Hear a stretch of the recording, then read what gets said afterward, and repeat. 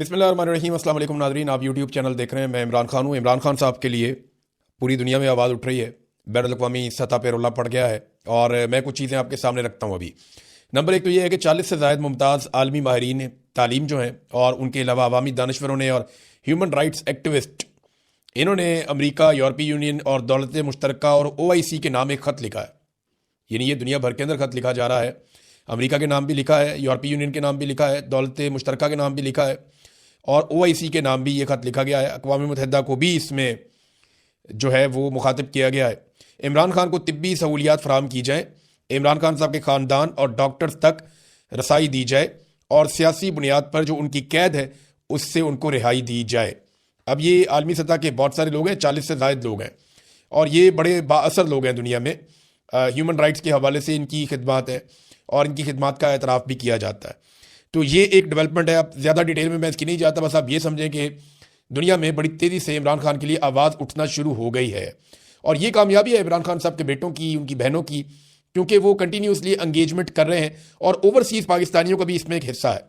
देखिए, जो ओवरसीज़ पाकिस्तानियों से नफरत करते हैं ना सब लोग, ख़ास तौर पे पाकिस्तान की मिलिट्री एस्टेब्लिशमेंट और पाकिस्तान का जो मौजूदा रजीम है, ये नफरत इसलिए करते हैं कि ओवरसीज़ पाकिस्तानी हर जगह पे इमरान खान साहब की बात करते हैं और हर जगह पे जुल्म और ज़्यादती के खिलाफ बात करते हैं।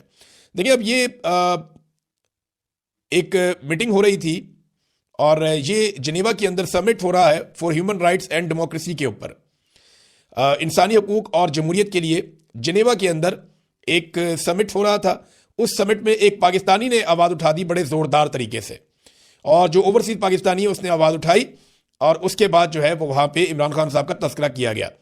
Political imprisonment of Imran Khan mentioned in Geneva after an overseas Pakistani shouted that don't forget about Imran Khan, कि आप इमरान खान को नहीं भूल सकते या इमरान खान को मत भूलिए या उनका नाम लेना मत भूलिए।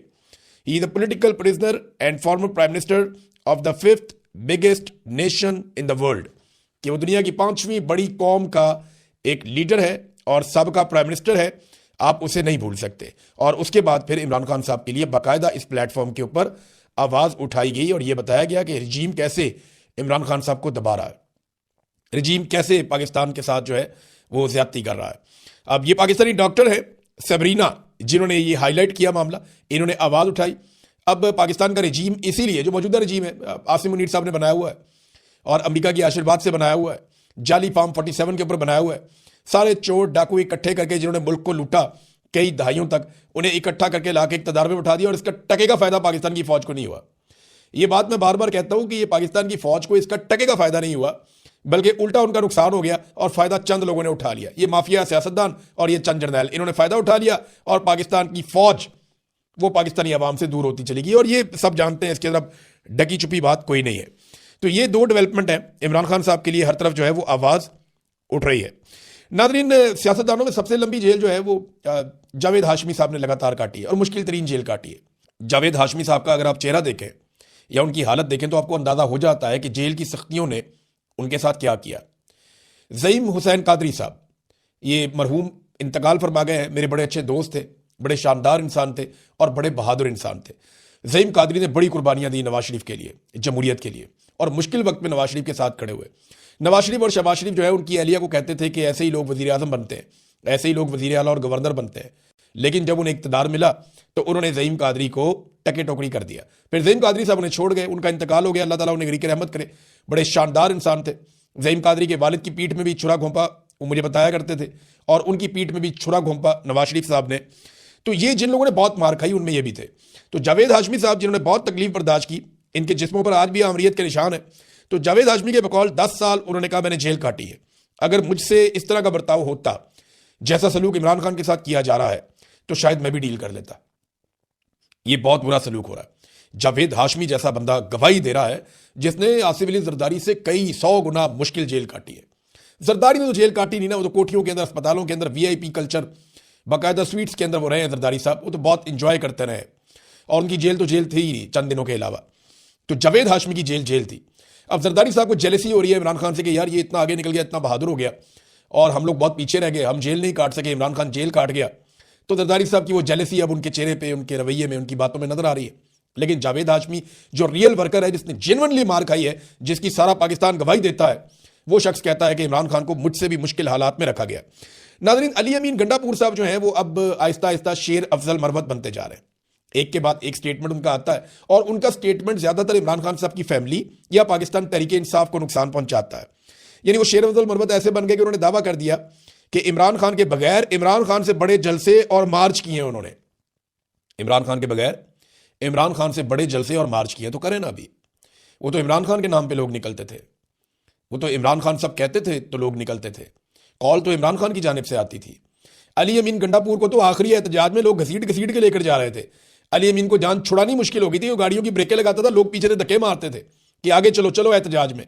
आखिरी मरतबा अली अमीन गंडापुर को बादल नखास्ता एहतजाज में जाना पड़ा और ये फंसे हुए थे। और ये बहुत सारी ऐसी वीडियोज हैं जहां पे गंडापुर साहब को लोग पुश कर रहे थे कि चलो चलो एहतजाज में आगे बढ़ो, रुकते क्यों हो, कोई आराम नहीं करना, आगे बढ़ना है। तो ये गंडापुर के साथ हो रहा था।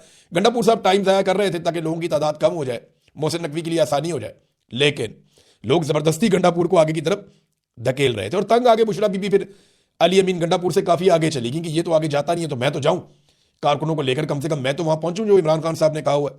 बहरहाल आहिस्ता आहिस्ता गंडापुर साहब जो है उनको आसरा तो दिया हुआ है कि वज़ीर आला बन जाएंगे खैबर पख्तूनख्वा के, लेकिन ये होना नहीं है। यहां पे 90 के करीब एमपी हैं पाकिस्तान तहरीके इंसाफ के, तो आखिरी नंबर अली अमीन गंडापुर का आएगा अगर सारे फारिग हो गए। क्योंकि अगर किसी को यह लगता है कि सुहेल अफरीदी को हटा के वो गंडापुर को बना लेंगे तो इससे दो नुकसान होंगे। एक तो गंडापुर बनेंगे भी नहीं, एक और तोहफा मिलेगा पाकिस्तान तहरीके इंसाफ की जानिब से एस्टेब्लिशमेंट को। और अगर सुहेल को हटा दिया तो सुहेल पहले से ज़्यादा खतरनाक हो जाएगा और सुहेल के पास फ्री हैंड हो जाएगा, बहुत सारी जिम्मेदारियां खत्म हो जाएंगी और बड़ा लीडर भी बन जाएगा। और फिर वो तहरीक खुलकर चलाएगा जो चलाना चाहते हैं सुहेल अफरीदी, जो वो कह रहे हैं कि इमरान खान रिहाई फोर्स में बना रहा हूँ, तो वो उसके ऊपर ज्यादा मेहनत कर पाएंगे। नाज़रीन, डील की बातें हो रही हैं, कभी राना सनाउल्लाह कहते हैं, कभी अली अमीन गंडापुर कहते हैं, कभी शेर अफजल मरवत कहते हैं, कभी जावेद लतीफ़ कहते हैं, कभी कोई और लोग कहते हैं, इमरान खान की बहनें भी कहती हैं। इमरान खान भी कहता है कि मैं तो डील नहीं ले रहा अपने लिए, पाकिस्तान के लिए मेरे साथ बात करो, रास्ता निकालो, इलेक्शन करवाओ, मैं तैयार हूं, मैं किसी से बदला नहीं लूंगा, लेकिन इंसाफ तो करना पड़ेगा। तो अब ये जो मामला है इसमें अलग अलग बातें की जाती है। मैं आपको एग्जैक्टली बताता हूं कि कहां कहां पे डील की बातें हुई और खबरें बाहर आई और ये कितनी मरतबा हुआ। एक तो डील की लगभग कुछ 6 कोशिशें हुई हैं अब तक। 4 अगस्त को इमरान खान साहब को सबसे पहले कहा गया कि आप पाकिस्तान छोड़ दें वरना कल आपको गिरफ्तार कर लिया जाएगा, डील की पहली ऑफर। दूसरी 9 और 10 फरवरी को जब इमरान खान साहब को इलेक्शन जबरदस्ती डकैती मार के छीन लिया गया तो तब उन्हें ऑफर किया गया कि हम आपको एक खास तरह की हुकूमत बना देते हैं, आप कंप्रोमाइज कर लें। इमरान खान साहब ने फिर इनकार कर दिया। अक्टूबर 2024 में दोबारा से डील करने की कोशिश की गई जब एहतजाजी तहरीक अपने उरूज की तरफ जा रही थी। फिर नवंबर 2024 में दोबारा कत्लेआम से पहले डील की कोशिश की गई और वही बातें अली अमीन गंडापुर और बाकी लोग बताते हैं, लेकिन इमरान खान साहब नहीं माने। फिर अमरीकी डॉक्टर आए, अमरीकी बिजनेसमैन आया, इमरान खान साहब से मिला, इमरान खान साहब ने उनको भी साफ इनकार किया। तो ये डील की एक और कोशिश थी। और अभी हाल ही में इमरान खान साहब की आंख की बीमारी के दौरान एक मरतबा फिर कोशिश की गई कि इमरान खान साहब को किसी तरह से कोई रिलीफ इमरान खान साहब की पार्टी मांगे। इससे पहले आपको याद होगा अली अमीन गंडापुर ने ये कहा था कि इमरान खान साहब को जो है वो एक पैरोल के ऊपर रिहाई दी जाए, तो उस पर इमरान खान साहब ने नाराजगी का इजहार किया था। अब वो पैरोल पे रिहाई तो चाहते ही नहीं है, ना इमरान खान साहब बनीगाला जाना चाहते हैं।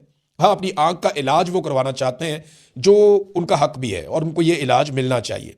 किसी भी लीडर की आंख ज़ाया करना या किसी ऑर्गन को ज़ाया करना ये इंतहाई नामुनासिब है और ये सख्त ज़्यादती है। और इस चीज़ को ये डील के लिए इस्तेमाल कर रहे थे, इमरान खान साहब ने साफ इनकार कर दिया। अब नाज़रीन, 2-3 खबरें मेरे पास और बहुत इंपॉर्टेंट है, ये मैं आपके सामने रखता हूं, लेकिन पहले आप ये देखें कि फैमिली को नहीं मिलवाया जा रहा, तो ये बात तो समझ आती है। यानी इमरान खान साहब अपनी बहनों से मिलेंगे तो बड़ा सख्त बयान देंगे आसिम मुनीर के खिलाफ, शहबाज शरीफ के खिलाफ, मौजूदा रिजीम के खिलाफ, या हो सकता है वो बोर्ड ऑफ पीस के खिलाफ कोई बात बोल दे या गजा में फौज भेजने के बारे में कोई बात बोल दें। इमरान खान साहब तो इमरान खान है, वो कुछ भी कर सकते हैं। तो इसलिए बहनों को नहीं मिलवा रहे, ये तो बात समझ आती है। लेकिन वो इमरान खान साहब से उनके डॉक्टर्स को क्यों नहीं मिलवा रहे जो गैर सियासी हैं, जिन्होंने आज तक बाहर आकर कोई सियासी बात नहीं की? ये बात समझ नहीं आती। इसका एक ही वजह समझ आ रहा है, अगर आप लॉजिकली देखें या कॉमन सेंस का इस्तेमाल करें तो एक ही बात समझ आती है कि ऐसा कुछ है मेडिकली इमरान खान साहब के मामले में जिसे मौजूदा मिलिट्री एस्टेब्लिशमेंट छुपाना चाहती है। मैं मिलिट्री एस्टेब्लिशमेंट कहता हूं तो आप ऑटोमेटिकली समझा करेंगे ये आसिम मुनीर और चंद लोग हैं। जब आसिम मुनीर कहना हो तो मैं अकेले ही कह दूंगा, लेकिन जब मैं एक टोले का नाम लूं तो फिर मिलिट्री एस्टेब्लिशमेंट में कहता हूं। और ये सारी फौज नहीं होती है, चंद लोग होते हैं, ये पूरे इदारे को बदनाम करते हैं। बहरहाल अब इसके अंदर जो है वो ना मिलवाना, कोई ना कोई तो ऐसा मेडिकल रीजन है जो चीज छुपाई जा रही है कि डॉक्टर्स को भी नहीं मिलवाया जा रहा, जिन्होंने कोई खबर बाहर आके नहीं देनी, जिन्होंने कोई बाहर आकर हरकत नहीं करनी। अब आ जाए नाज़रीन पंजाब गवर्नमेंट का एक कारनामा। ये जरा कारनामा आप देखें, कैसा कमाल इन्होंने काम डाला। पीआईए कितने की बेची पाकिस्तान ने पीआईए को बेचा, और जब पीआईए को पाकिस्तान ने बेचा तो बेचा 10 अरब रुपए में। यानी पीआईए को बेच दिया 10 अरब रुपए में, और एक तैयारा खरीदा पंजाब हुकूमत ने जिसमें 19 लोग सवार हो सकते हैं। बड़ा लग्जरी किस्म का, लेटने वाले सोफे भी हैं, आराम करने की जगह भी है, अलग मीटिंग के लिए भी प्रॉपर जगह बनी हुई है। बड़ा शानदार किस्म का इन्होंने एक तैयारा खरीदा पंजाब गवर्नमेंट ने मरियम नवाज के लिए, और ये लिया 11 अरब रुपए का। यानी 1100 करोड़ का इन्होंने तैयारा ले लिया। पीआईए कितने में बेची? उसमें दर्जनों तैयारे, उसके बेशुमार रूट्स, उसकी गुडविल, उसका इतना बड़ा नाम, उसकी जनाब जो उसके रूट्स हैं वो भी बहुत महंगे हैं, उसके साथ बहुत सारी प्रॉपर्टीज, असासे, वो सारा कुछ 10 अरब में बेच दिया, और एक 19 सीटों वाला तैयारा लिया 11 अरब रुपए में। यह है पाकिस्तान, और यह है पाकिस्तान को लूटने वाले हुक्मरान। अब इंफॉर्मेशन मिनिस्टर जो है पंजाब की, वो क्या कहती है?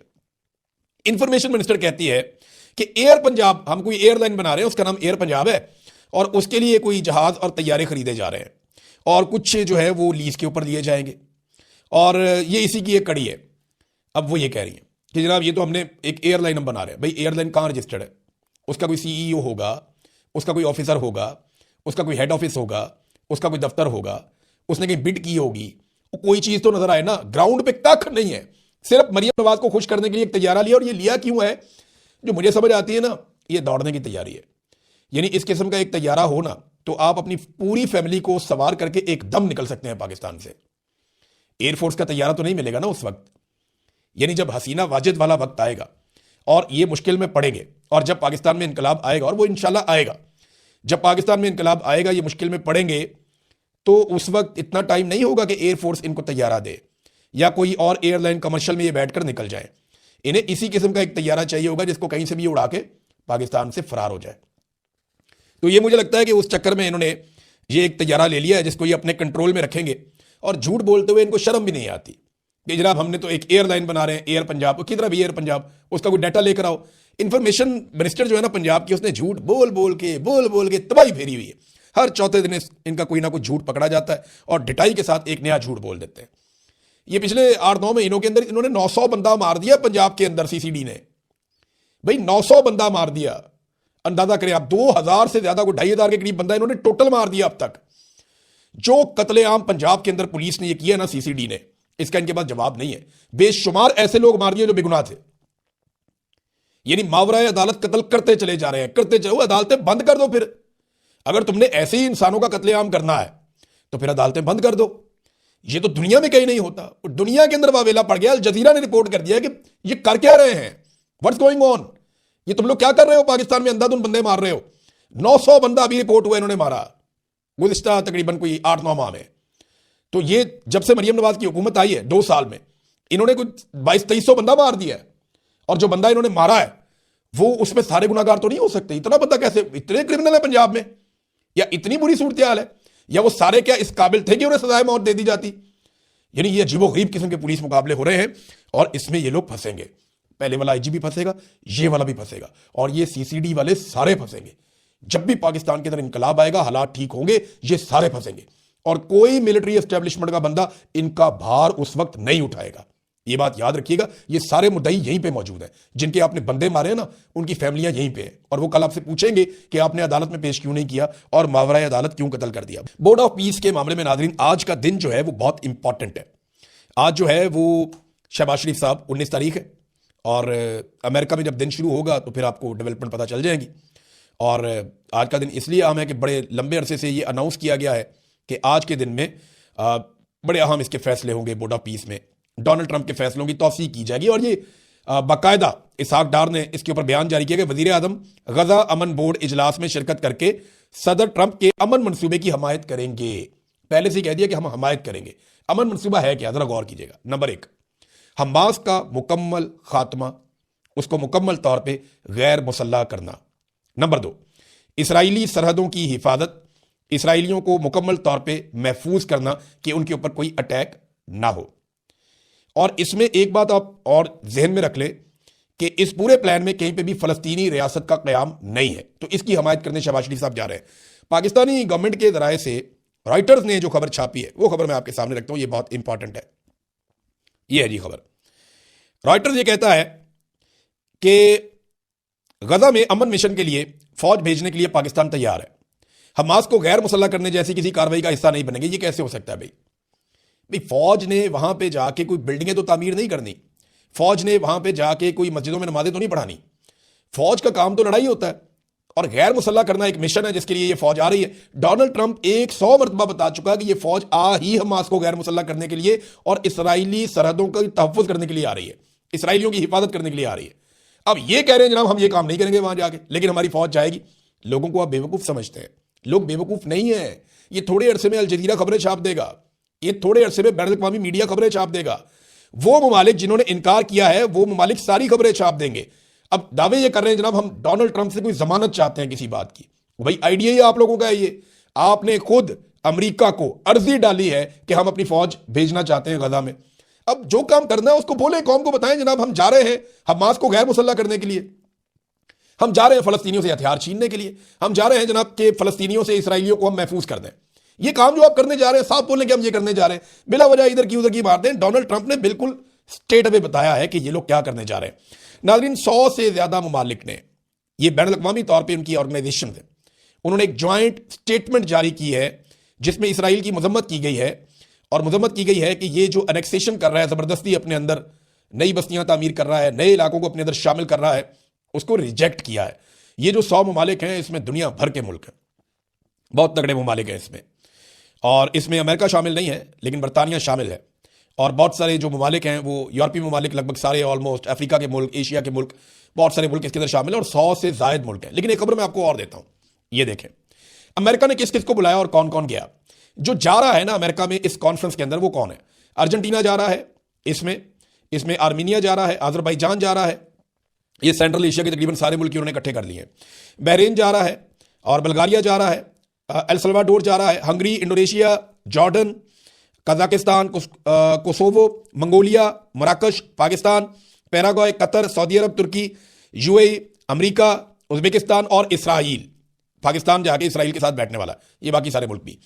अब जनाब वो कहते हैं कि जिन मुल्कों ने इस दावतनामे को कबूल नहीं किया, जो नहीं आ रहे, जरा वो मुल्क आप देखें। इसमें अल्बानिया, बेलारूस, कंबोडिया, मिस्र, Kuwait, Vietnam, Australia, Austria, Brazil, China, Cyprus, चेक रिपब्लिक, फिनलैंड, इंडिया भी नहीं जा रहा, Japan, Mexico, Netherlands, Oman, Philippines, पुर्तगाल, Romania, Russia, Singapore, Korea, Switzerland, Thailand, Ukraine और वेटिकन सिटी। यूक्रेन तक नहीं आ रहा है इसके अंदर, आप अंदाजा करें, उनकी लड़ाई पड़ी हुई है फिर भी नहीं आ रहा। रशिया भी नहीं आ रहा, चाइना भी नहीं आ रहा, वेटिकन सिटी भी नहीं आ रही। कनाडा एक ऐसा मुल्क है जिसको इन्होंने दावत देके कैंसिल कर दी, और जबकि कुछ ऐसे ममालिक है जिन्होंने डिक्लाइन ही कर दिया, जिन्होंने कहा जी आना ही नहीं है। ये तो वो है जिन्होंने एक्सेप्ट नहीं किया ना दावतनामा। दूसरे वो मुल्क हैं जिन्होंने कहा जी कि हमें भेजा भी तो हम भाई आ ही नहीं रहे, इन्होंने बिल्कुल इस पीस प्लान को ही मुस्तरद कर दिया। वो ममालिक कौन से हैं? Croatia, France, Germany, Greece, Ireland, Italy, New Zealand, Norway, Poland, Slovakia, Slovenia, Spain, Sweden, UK. एक भी मुसलमान मुल्क नहीं है इसमें, अंदाजा करें आप। हमें अपना एहतसाब खुद करना चाहिए। क्या मुसलमान अपने साथ खड़े हैं? चले अपने साथ नहीं तो इंसानियत के साथ खड़े हैं। ये ममालिक हैं जो इंसानियत के साथ खड़े हैं। अब तक के लिए इतने, अपना ख्याल रखिएगा, अपने चैनल का भी। अल्लाह हाफ़िज़।